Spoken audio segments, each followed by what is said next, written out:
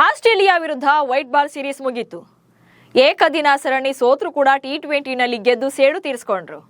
Then what next India ಅಂದ್ರೆ red ball series team India ಪ್ಲೇಯರ್ಗಳಿಗಾಗಿ ಕಾಯ್ತಾ ಇದೆ. ಹಾಗಂತ ವಾರಗಟ್ಟಲೆ ಬ್ರೇಕ್ ಏನೂ ಇಲ್ಲ. ಇದೇ ಶುಕ್ರವಾರದಿಂದ ಸೌತ್ ಆಫ್ರಿಕಾ ವಿರುದ್ಧ 2 ಪಂದ್ಯಗಳ ಟೆಸ್ಟ್ ಸರಣಿ ಆರಂಭವಾಗಲಿದೆ. ಅದು ಕೂಡ ಭಾರತದಲ್ಲೇ. ಈ ಸೀರೀಸ್ಗೆ ಕಳೆದ ವಾರವೇ ಟೀಮ್ ಇಂಡಿಯಾ ಅನೌನ್ಸ್ ಕೂಡ ಆಗಿದೆ. ಹಾಗಾದ್ರೆ ಈ ಸರಣಿ ಯಾವಾಗಲಿಂದ ಆರಂಭವಾಗುತ್ತೆ, ಎಲ್ಲೆಲ್ಲಿ ಪಂದ್ಯಗಳು ನಡೆಯುತ್ತವೆ, ಭಾರತ ತಂಡದಲ್ಲಿ ಯಾರೆಲ್ಲ ಸ್ಥಾನ ಪಡ್ಕೊಂಡಿದ್ದಾರೆ ಅನ್ನೋ ಬಗ್ಗೆ ಈ ವಿಡಿಯೋದಲ್ಲಿ ಮಾಹಿತಿಯನ್ನು ನೀಡ್ತೇನೆ. ನಾನು ಶಾಂತ. ನೀವು ಸುದ್ದಿಯಾನದ ಸಬ್ಸ್ಕ್ರೈಬರ್ ಆಗೋದಕ್ಕೆ ಮರಿಬೇಡಿ. ಒಂದ್ ಕಡೆ 3 ಮಾದರಿಯ ಕ್ರಿಕೆಟ್ನಲ್ಲಿ ಡಾಮಿನೇಟ್ ಮಾಡ್ತಾ ಇರುವಂತ ಭಾರತ, ಇನ್ನೊಂದು ಕಡೆ ವಿಶ್ವ ಟೆಸ್ಟ್ ಚಾಂಪಿಯನ್ಶಿಪ್ನ ಹಾಲಿ ಚಾಂಪಿಯನ್ ಆಗಿರುವಂತ ಸೌತ್ ಆಫ್ರಿಕಾ. 3 ಮಾದರಿ ಅಂದ್ರೆ ಟೆಸ್ಟ್, ಏಕದಿನ ಹಾಗೆ T20 ಸರಣಿಗಾಗಿ ಹರಿಣಗಳ ಪಡೆ ಭಾರತಕ್ಕೆ ಎಂಟ್ರಿ ಕೊಡ್ತಾ ಇದೆ.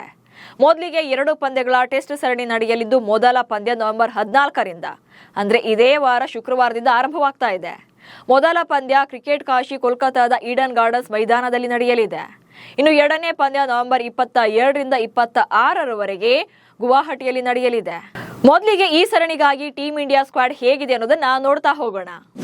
ಟೀಮ್ ಇಂಡಿಯಾ ಪರ ಬ್ಯಾಟಿಂಗ್ ಕೋಟಾದಲ್ಲಿ 5 ಆಟಗಾರರನ್ನ ಆಯ್ಕೆ ಮಾಡಲಾಗಿದೆ. ಶುಭ್ಮನ್ ಗಿಲ್ ಕ್ಯಾಪ್ಟನ್ ಆಗಿದ್ದಾರೆ, test series captain. Shubman Gill ಜೊತೆ ಯಶಸ್ವಿ ಜೈಸ್ವಾಲ್ ಇರ್ತಾರೆ, ಹಾಗೆ KL ರಾಹುಲ್ ಅಂಡ್ ದೇವದತ್ ಪಡಿಕ್ಕಲ್ ಹಾಗೆ ಸಾಯಿ ಸುದರ್ಶನ್, ಇವರಿಷ್ಟು ಜನ ಟಾಪ್ ಆರ್ಡರ್ ಬ್ಯಾಟಿಂಗ್ ಹಾಗೆ ಪ್ಯೂರ್ ಬ್ಯಾಟರ್ಗಳಾಗಿ ಸೆಲೆಕ್ಟ್ ಆಗಿದ್ದಾರೆ. ಅಂಡ್ ವಿಕೆಟ್ ಕೀಪರ್ ಕೋಟಾದಲ್ಲಿ ರಿಷಬ್ ಪಂತ್ ಹಾಗೆ ಧ್ರುವ್ ಜುರೇಲ್ಗೆ ಮಣೆ ಹಾಕಲಾಗಿದೆ. ಆಕ್ಚುಲಿ KL ರಾಹುಲ್ ಕೂಡ ವಿಕೆಟ್ ಕೀಪರ್ ಬ್ಯಾಟರ್, ಬಟ್ ಈ ಸಲ ಅವ್ರನ್ನ ಪ್ಯೂರ್ ಬ್ಯಾಟರ್ ಆಗಿ ಸೆಲೆಕ್ಟ್ ಮಾಡಿದ್ದಾರೆ.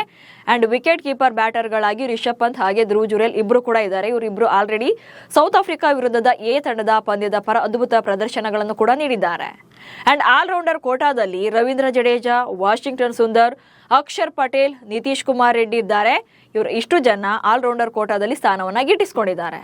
ಅಂಡ್ ಬೌಲರ್ಸ್ ವಿಭಾಗ ಅಂತ ಬಂದಾಗ ಚೈನಾಮನ್ ಸ್ಪಿನ್ನರ್ ಆಗಿರುವಂತಹ ಕುಲ್ದೀಪ್ ಯಾದವ್, ಆಕಾಶ್ ದೀಪ್ ಹಾಗೆ ಜಸ್ಪ್ರೀತ್ ಬುಮ್ರಾ, ಮೊಹಮ್ಮದ್ ಸಿರಾಜ್ ಸ್ಥಾನವನ್ನ ಪಡೆದಿದ್ದಾರೆ.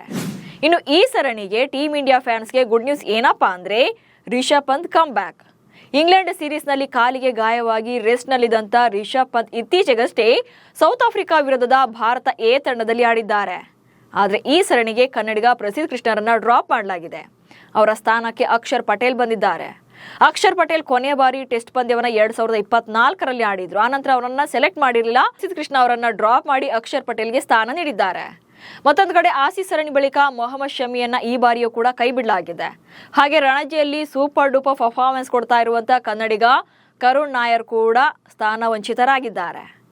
ಇನ್ನು ಸೌತ್ ಆಫ್ರಿಕಾ ತಂಡದ ಬಗ್ಗೆ ನೋಡೋದಾದ್ರೆ ವಿಶ್ವ ಟೆಸ್ಟ್ ಚಾಂಪಿಯನ್ಶಿಪ್ನ ಹಾಲಿ ಚಾಂಪಿಯನ್ಗಳಾಗಿರುವಂತ ಹರಿಣಗಳ ಪಡೆಯನ್ನ ಟೆಂಬಾ ಬೌಮಾ ಮುನ್ನಡೆಸಲಿದ್ದಾರೆ. 15 ಸದಸ್ಯರ ತಂಡದಲ್ಲಿ ಕೇಶವ್ ಮಹಾರಾಜ್ ಮತ್ತು ಐಡನ್ ಮಾಕ್ರಮ್ ಸಹ ಸ್ಥಾನ ಪಡ್ಕೊಂಡಿದ್ದಾರೆ. ಬೌಮಾ ನಾಯಕತ್ವದಲ್ಲಿ ಹರಿಣ ಪಡೆ 2025ರ ವಿಶ್ವ ಟೆಸ್ಟ್ ಚಾಂಪಿಯನ್ಶಿಪ್ನ ಫೈನಲ್ನಲ್ಲಿ ಆಸ್ಟ್ರೇಲಿಯಾವನ್ನ ಮಣಿಸಿ ಟ್ರೋಫಿಯನ್ನ ಗೆದ್ದುಕೊಂಡಿತ್ತು. ಪಾಕಿಸ್ತಾನ ವಿರುದ್ಧದ ಟೆಸ್ಟ್ ಸರಣಿಯನ್ನ 1-1 ಅಂತರದಿಂದ ಸಮಬಲಗೊಳಿಸಿದೆ ಇತ್ತೀಚೆಗಷ್ಟೇ. ಇದೀಗ ಭಾರತದ ವಿರುದ್ಧ ಸರಣಿ ಆಡೋಕೆ ಕಾಲಿಡ್ತಾ ಇದೆ. ಅದು ಕೂಡ ಇದು 35 ದಿನಗಳ ಸುದೀರ್ಘ ಪ್ರವಾಸವಾಗುತ್ತೆ. ಯಾಕಂದ್ರೆ ಟೆಸ್ಟ್ ಸರಣಿ ಬಳಿಕ 2 ತಂಡಗಳು ಕೂಡ ನವೆಂಬರ್ 30ರಿಂದ ಡಿಸೆಂಬರ್ 6ರವರೆಗೆ 3 ಪಂದ್ಯಗಳ ಏಕದಿನ ಸರಣಿಯನ್ನಾಡ್ತವೆ. ಆ ಬಳಿಕ ಡಿಸೆಂಬರ್ 9ರಿಂದ ಡಿಸೆಂಬರ್ 19ರವರೆಗೆ 2 ತಂಡಗಳ ನಡುವೆ 5 ಪಂದ್ಯಗಳ T20 ಸರಣಿ ನಡೆಯಲಿದೆ. ಸೊ ಈ ವರ್ಷಾಂತ್ಯದವರೆಗೂ ಕೂಡ ಟೀಮ್ ಇಂಡಿಯಾ ಫ್ಯಾನ್ಸ್ಗೆ ಹಬ್ಬವೋ ಸರಿ. ನಮಸ್ಕಾರ.